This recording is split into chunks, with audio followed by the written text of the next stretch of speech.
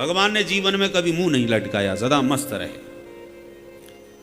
समय समय पर कभी रुक्मिणी से हास्य परिहास करते हैं, कभी बच्चों को समय समय पर शिक्षा देते हैं।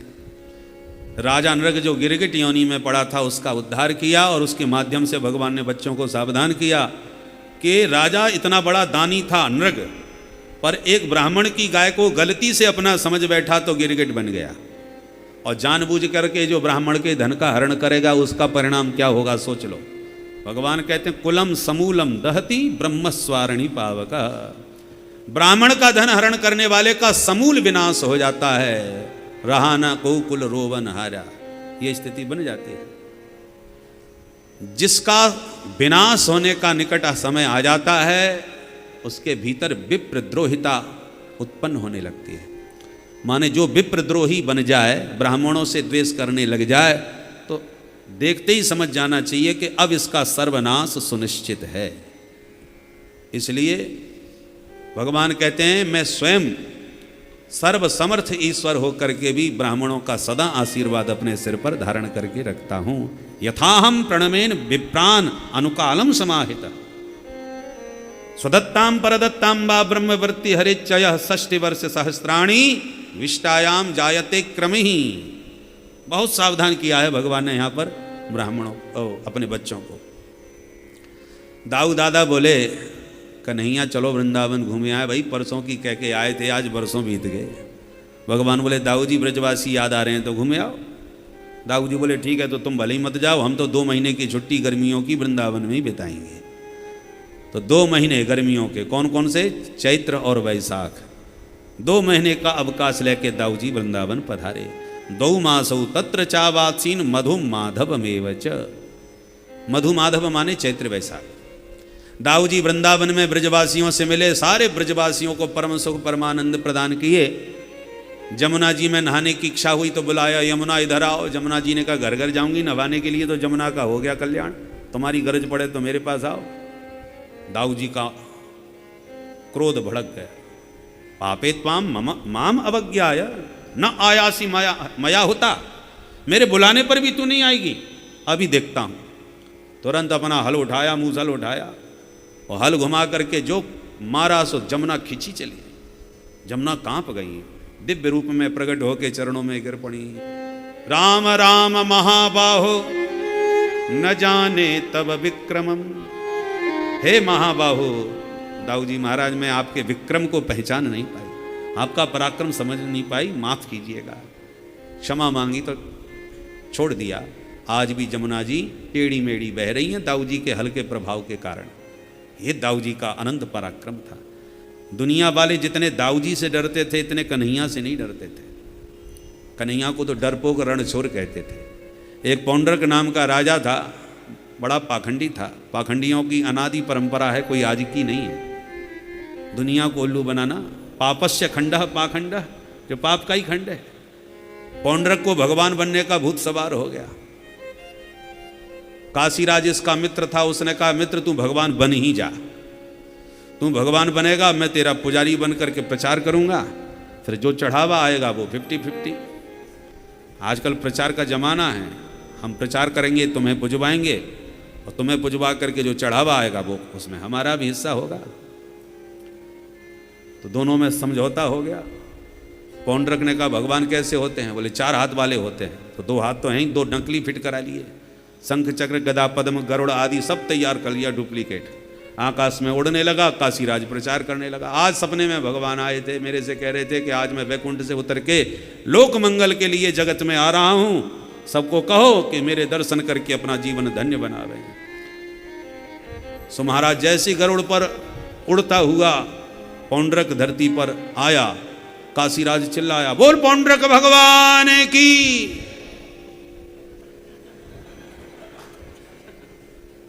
बोले वो वृंदावन धाम में भी उसके उपासक हैं, पौंड्रक भगवान की जय बोल रहे हैं। देखो तो भोली भाली जनता, भीड़ की आदत पड़ जाती है, एक गया तो पीछे दूसरा। भाई इतनी भीड़ वहां पहुंच रही है तो कोई ना कोई तो दम होगी। भीड़ देख करके भीड़ बढ़ती है। परिणाम ये हुआ कि पौंड्रक की जय जयकार बोलने लगी। काशीराज बोला देखो कमाल हो गया, तेरी जय जयकार होने लगी, पर थोड़ी अभी तुझ में कमी है। क्या कमी है? बोले आजकल कृष्ण को भी लोग भगवान कहते हैं, एक बार में दो दो भगवान नहीं होते, तो क्या किया जाए? किया क्या जाए? एक धमकी दो, महाडरपोक है, धमकी से ही भग जाएगा। उसका बड़ा भाई हलमूसल वाला थोड़ा खतरनाक है, और इस समय वो वृंदावन में छुट्टी मनाने गया है, द्वारका में कृष्ण अकेला है, यही बढ़िया मौका है। लिखो एक धमकी भरा पत्र, लड़ने की जरूरत ही नहीं पड़ेगी, वो महाभगोड़ा है, भग जाएगा। बस आ गया बातों में। मूर्ख और संग दूसरों के भूखने से ही बचते हैं। धमकी भरा पत्र लिखा और दूत को भेज दिया। दूत ने पत्र भगवान को दिया। उद्धव ने आगे बढ़ के पत्र लिया। भगवान बोले पढ़ो क्या लिखा है। पढ़ते ही बड़ी जोर से हंसे उद्धव, बोले सरकार आप तो डुप्लीकेट हो गए, असली भगवान तो अब पैदा भये। मतलब बोले इस पत्र में यही लिखा है सरकार, वासुदेवो वतीर्णो हम एक एव न चापर भूतानाम अनुकंपार्थम त्वं तो मिथ्याभिधां त्यज। हे कृष्ण, व्यापक ब्रह्म वासुदेव, आज मैं इस धरती पर प्रकट हो चुका हूं। वासुदेवो वतीर्णो हम एक एव न चापर। पूरे ब्रह्मांड में एकमात्र सर्वेश्वर सिर्फ मैं हूं, दूसरा कोई नहीं हो सकता। त्वं तो मिथ्या, तू अपने को भगवान कहता है, झूठा कहीं का। असली भगवान हम हैं। काय के लिए आए हो? बोले भूतानाम अनुकंपार्थम, जीवों पर अनुकंपा करने के लिए, कृपा करने के लिए हम अवतार ले चुके हैं। परित्राणाय साधूनाम। इसलिए तू अपना भला चाहे तो अपने को भगवान कहना बंद कर और द्वारका छोड़ के भाग, क्षमा कर दूंगा। पत्र सुन के ठाकुर जी भी हंसे और पत्रवाहक दूत से बोले अपने भगवान से कहो कि वो कष्ट ना उठाएं आने का, हम उनके दर्शन करने कल ही उनके घर आ रहे। दूत ने लौट के समाचार दिया कि प्रभु वो आपसे मिलने कल आएंगे, ऐसा उन्होंने कहा है। सुनते ही घबरा गया पौंड्रक। काशीराज से कहा क्यों रे, तूने कहाँ फंसा दिया मेरे को? कह रहा था मेरी धमकी से डर के भग जाएगा, वो भग नहीं रहा, मेरे पर आक्रमण करने कल आएगा, अब वो मेरे को जिंदा नहीं छोड़ेगा। तेरी वजह से मैंने व्यर्थ में पंगा मोल ले लिया। वो अपने क्षेत्र में भगवान, हम अपने क्षेत्र में, वो अपनी रोटी सेक रहा था, हमारे अपना काम चल रहा था, फालतू में तूने मेरे को झगड़ा करवा दिया। काशीराज ने कहा अब चिंता क्यों करता भैया, भगवान बनने के लिए थोड़ी बहुत तो रिस्क लेनी पड़ती है। अरे भाई, जैसे वो जरासंध के डर के मारे भाग गया था ना मथुरा से, मुझे लगा कि तुम्हारे डर से द्वारका छोड़ के भाग जाएगा। इसलिए मैंने, कभी कभी अनुमान गलत हो जाता है। अब हो गया तो हो गया, देखेंगे, हम ही तो तेरे साथ में है भाई। चलो ठीक है, तो अब जो हो गया सो देखा जाएगा। दूसरे दिन भगवान ने आक्रमण किया। काशीराज ने कहा वो सचमुच आ गया, पौंड्रक तू भी दिखा दे जलवा। पौंड्रक ने खटका दबाया, गरुड़ पर उड़ के आकाश में आया, सुदर्शन चक्र घुमाया। भगवान खूब हंसने लगे, देखो तो इस बहरूपिया को, कमाल का भगवान बन गया। अब धरती पर साक्षात भगवान कृष्ण धराधाम पर विराजमान हैं, तब भी डुप्लीकेट भगवान तैयार हो गए सामने। प्रभु के रहते रहते डुप्लीकेट बन गए, तो आज कलयुग में 5-7 भगवान पैदा हो जाएं तो कौन आश्चर्य की बात। आजकल भगवान भी विवादों में आ गए कि भगवान है कि नहीं। हर चीज में मिलावट, कलयुग की ये पहचान है, हर चीज में मिलावट है, हर चीज डुप्लीकेट मिलेगी आपको। भोजन में मिलावट नहीं है, भोजन भी नकली, शंकराचार्य जी भी नकली हैं। 4 की जगह 40 हो गए आज। अब जनता चक्कर में पड़ जाती है ये असली वाले हैं कि फर्जी वाले हैं। आचार का महत्व तो कैसे समझ में आएगा भाई। मुख्यमंत्री एक होता है प्रदेश में तो उसका महत्व होता है कि अगर 5 दावे करने लगे कि नहीं असली मुख्यमंत्री हम नहीं हम, तो बोलिए जनता किसका सम्मान करेगी? भ्रम में पड़ जाएगी। फिर असली तो एक ही होगा, बाकी तो डुप्लीकेट हैं 4। पर डुप्लीकेट के चक्कर में असली का भी अपमान होने लगता है, क्योंकि उनमें कोई तो एक असली है। परंतु जब विवाद खड़ा होता है तो हर चीज के प्रति श्रद्धा नष्ट हो जाती है कि क्या झगड़ा चल रहा है। आज जगत गुरुओं में विवाद है, शंकराचार्यों में विवाद है। परिणाम क्या है? जनता की श्रद्धा विलुप्त होती चली जा रही है। भगवानों में विवाद है, नए नए भगवान तैयार हो रहे हैं। शाश्वत वैदिक रीति से प्रामाणिक जो परमात्मा के स्वरूप हैं रामकृष्ण आदि के रूप में, आज आपको रामकृष्ण के मंदिर इतने नहीं मिलेंगे जितने नकली भगवानों की तैयारी में मंदिर खड़े हो रहे हैं। ये स्थिति हमारे सनातन धर्म के हिंदुओं की मानसिकता की हो रही है। हम लोगों विवेक शून्य हो गए, हमारा विवेक इतना विलुप्त हो गया कि हम ये तक भूल गए कि हमारा आराध्य कौन होना चाहिए, कैसा होना चाहिए। हम जहां भीड़ देखते हैं वहीं पहुंच जाते हैं, सिर्फ यह सोच अनुमान लगा कर कि जब इतनी भीड़ है तो कोई ना कोई दम है। पर भीड़ भेड़ों की होती है, ये जरूरी नहीं कि भीड़ ज्यादा है तो वो मान उत्तम अच्छे ही होंगे। कई करोड़ों की भीड़ के चेला जिनके थे, करोड़ों संख्या जिनके चेलों की थी, आज उनके गुरुओं का नाम लेने वाला कोई नहीं रह गया। तो भीड़ कब तक साथ देगी कोई भरोसा नहीं है। भीड़ की तो हवा होती है, वाह वाह वाह वाह, वाह का उल्टा हवा। वाह वाह करने वाले बहुत मिलेंगे, जहां भीड़ देखी, जहां प्रभाव देखा, वाह वाह करने लगे। वाह वाह में भीड़ बढ़ती गई, हवा है जिसकी चल जाए। पर हवा का रुख कब बदल जाए कोई पता नहीं है। जिनके 450 आश्रम, करोड़ों भक्तों की भीड़, और गुरुजी गए जेल में तो सब जैसी आराम बिखर गए। तो ये वाह वाह की भीड़ ज्यादा साथ नहीं देती, 1 मिनट में पलटा खा जाती, हवा का रुख बदल जाता है। इसलिए हमें वर्ण हमेशा सोच समझ के विवेक पूर्वक करना चाहिए।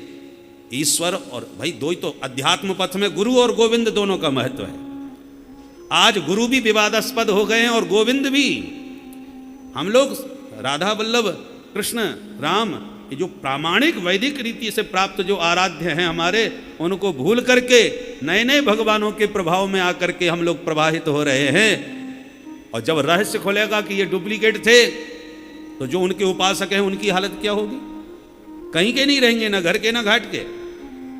इसलिए अनादिकाल से जो वेदों के द्वारा प्रामाणिक परंपरा है, उस परंपरा का आश्रय लेना चाहिए। नए नए पथ पंथ प्रकट किए, बहुपंथ कलयुग में हमारे गोस्वामी जी ने वर्णन किया है। कलयुग में नए नए भगवान, नए नए पंथ प्रकट हो जाएंगे। इसलिए हमें इन दोनों विषयों में बहुत सावधानी की आवश्यकता है कि हमारा गुरु कैसा हो, हमारा आराध्य इष्ट देव कैसा हो, और गुरु गोविंद के प्रति हमें सदैव सावधानी से चयन करना चाहिए। सुखदेव जी कहते हैं कि भगवान ने जितने दुष्ट राजा थे महाभारत के युद्ध में, उन सबको भी ठिकाने लगवा दिया। भगवान का उद्देश्य तो विनाशाय च दुष्कृताम, दुष्टों के विनाश के लिए था। तो जितने दुष्ट राजा थे उन सबको भगवान ने ठिकाने लगाया और पृथ्वी का भार उतारा। चरित्र तो अनंत हैं। बोलो परीक्षित क्या सुनना चाहते हो? बोले महाराज अब तो आप कोई बढ़िया सा ऐसा चरित्र सुनाओ, क्योंकि भगवान का नाम तो दीन बंधु है। भगवान ने कभी किसी दीन को बंधु बनाया कि नहीं? ऐसा कोई द्रवितापूर्ण भगवान की करुणा का चरित्र सुनाइए। जिस प्रश्न को सुनकर के सुखदेव जी आनंद में डूब गए। और वासुदेवे भगवती निमग्न हृदयो ब्रवीत, डूब करके अपने मन को संभाला। और तब सुखदेव जी ने सुदामा जी का चरित्र सुनाया। सुदामा जी कौन है? कृष्णस्यासीत् सखा कश्चित् ब्राह्मणो ब्रह्मभित्तमा विरक्त इंद्रियार्थेषु प्रशांतात्मा जितेन्द्रियः। सुदामा जी महाराज ब्राह्मण हैं, और केवल जाति मात्र के ब्राह्मण ही नहीं, ब्राह्मणो ब्रह्मवित्तमः, ब्रह्मवेत्ताओं में भी परम श्रेष्ठ ब्रह्मविद वरिष्ठ ब्राह्मण हैं। विरक्त इंद्रियार्थेषु, इंद्रियों के विषयों से एकदम विरक्त रहने वाले। अलम विषय वार्ताया नरक कोटि विभत्सया, विषय वासनाओं से विनिर्मुक्त जिनका मन है। जितेंद्रिय, इंद्रियों पर पूर्ण संयम रखने वाले। विकट से विकट जीवन की परिस्थितियों में भी सदा प्रसन्न चित्त रहने वाले, प्रशांत आत्मा।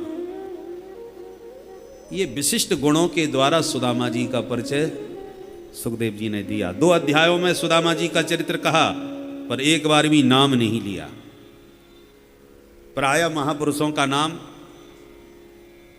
नहीं लिया जाता, ये परंपरा है।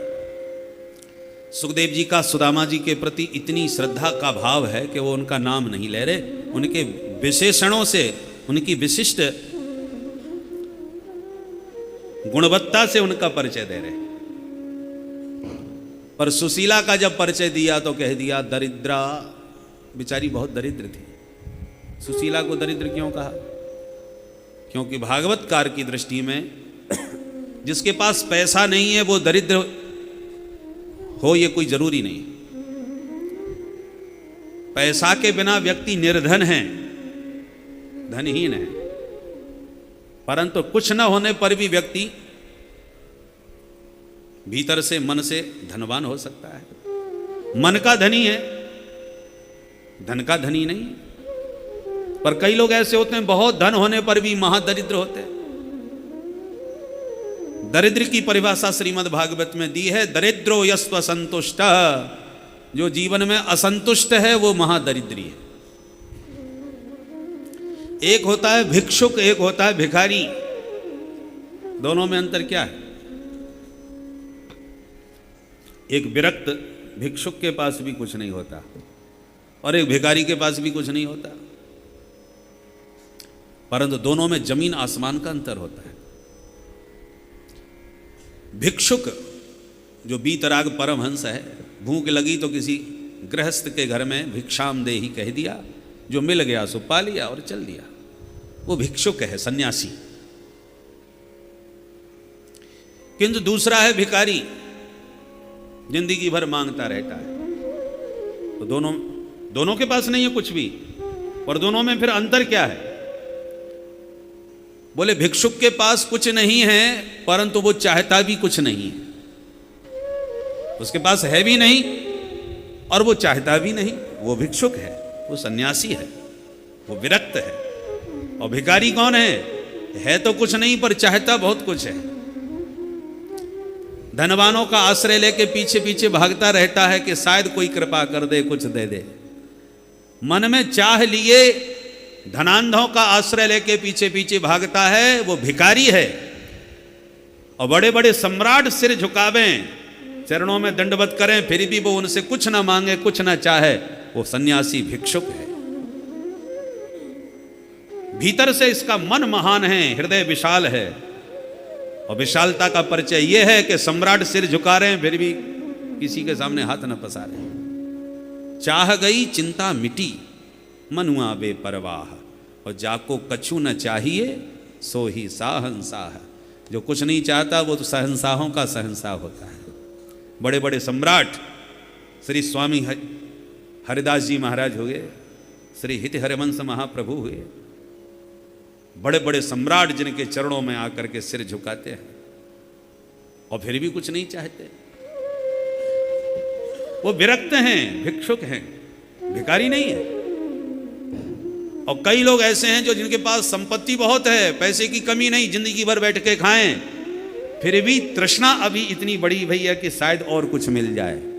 जहां कोई धनवान देखा कि बस पीछे पड़ गए कि शायद ये हमें कुछ दे के जाएंगे, तो चाहे जितनी संपत्ति उनके पास बनी रहे फिर भी भिखारी के भिखारी कहलाएंगे। पैसा पागल कर देता है, बुद्धि को क्षीण कर देता है, कामनाएं व्यक्ति को कायर बना देती हैं, कार्पण्य दोष आ जाता है। कितना भी पैसा आपके पास हो, आपके पास हीरे जवाहरातों का भंडारा हो, तो क्या हीरे की दाल बनाओगे कि सोने के पकोड़े बनाओगे? क्या करोगे? जमीन में गाड़ोगे या तिजोरी में भर के रख दोगे? खाओगे तो वही दाल रोटी। हम लोगों को गरीब से गरीब कुटिया से लेकर के करोड़ों के बीच में जाते हैं, बड़े बड़े धनवान श्रीमानों के घरों में जाते हैं, चांदी सोने के पात्रों में परोस करके खिलाते हैं। और जब उनसे कहा जाए बाबूजी आप भी पाइए साथ में, बोले क्षमा करें महाराज, हमको तो दाल का पानी बताया है। हम लोग कहाँ खा पाते हैं?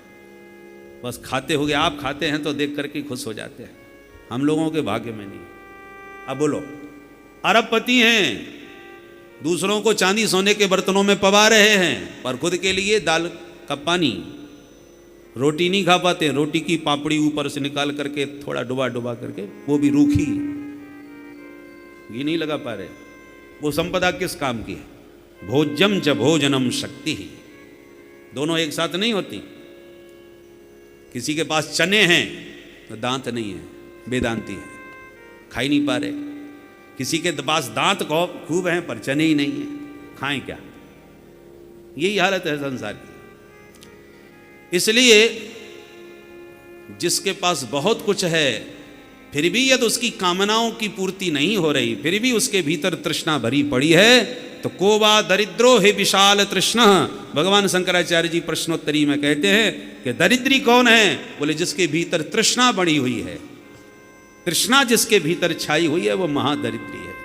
कितना भी पा जाए जिंदगी भर रोता ही रहेगा, गिड़गिड़ाता ही रहेगा, कायर ही रहेगा। हमने एक अखबार में अभी पढ़ा, वृंदावन का ही एक भिखारी जिंदगी भर भीख मांगा, मर गया तो छानबीन हुई तो पता चला कई करोड़ रुपया उसका बैंक में पड़ा है और कितना किलो में था सोना, उतना उसका तिजोरी में माने उसके लॉकर में भरा पड़ा था।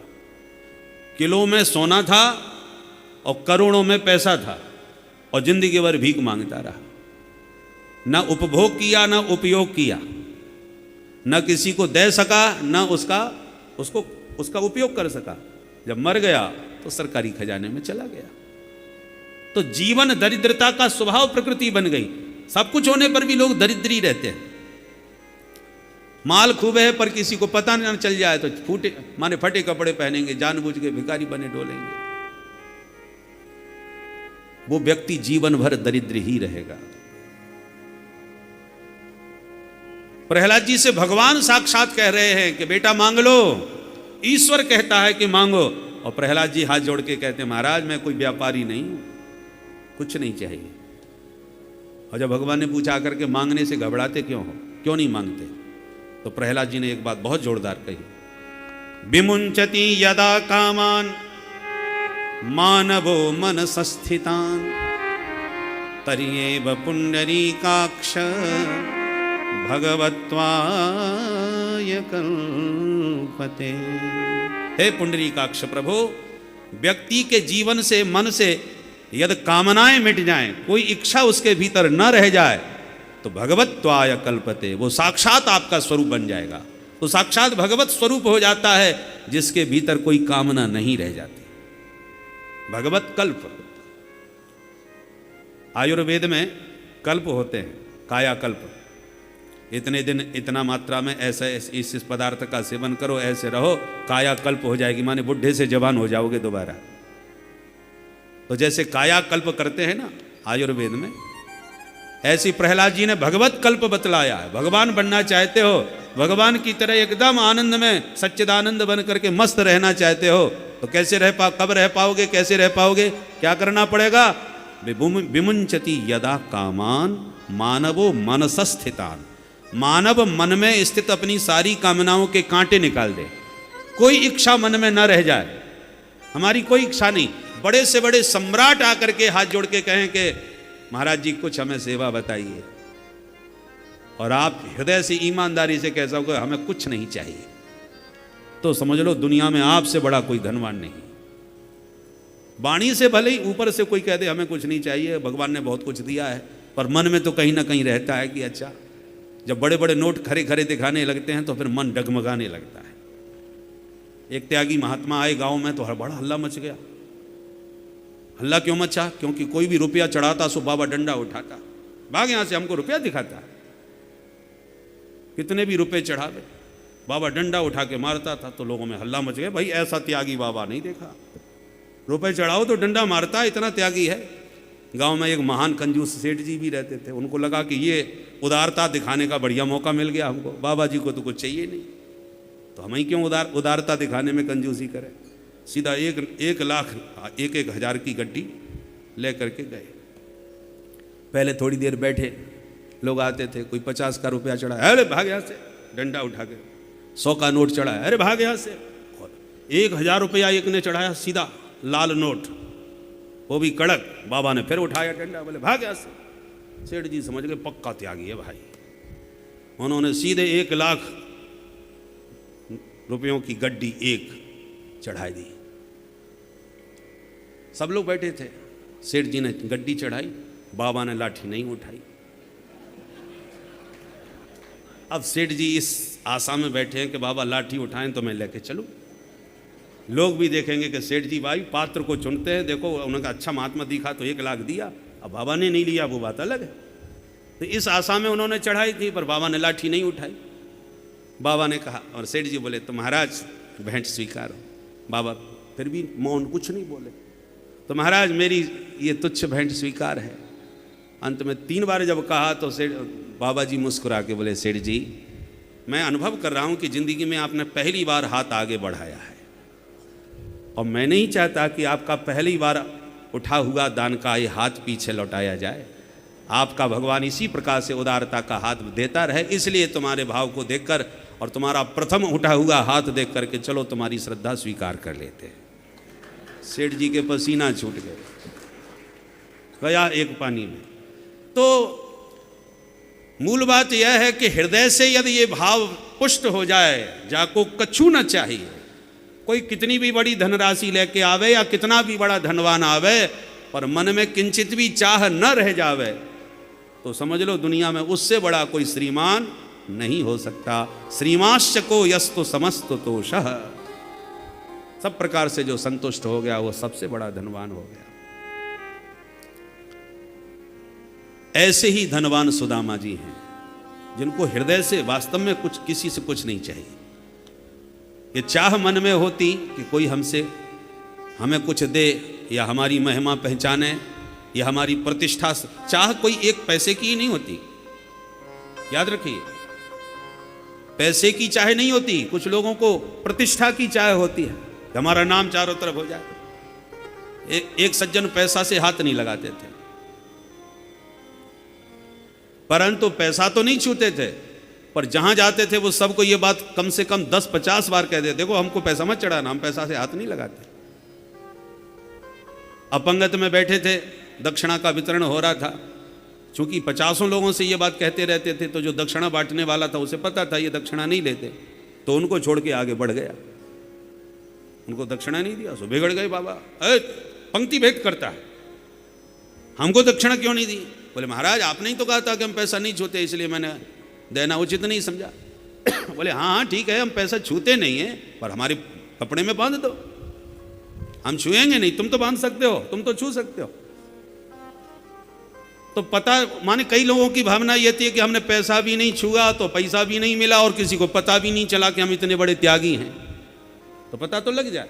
तो कहने का मतलब है हृदय से ये वासना मन से निकल जाए कि हमें कुछ नहीं चाहिए, तो ऐसा व्यक्ति धनवानों का धनवान, श्रीमानों का श्रीमान बन जाता है। बड़े बड़े सम्राट उसके चरणों में सिर झुकाने के लिए विवश हो जाते हैं। बोल भक्तवत्सल भगवान की।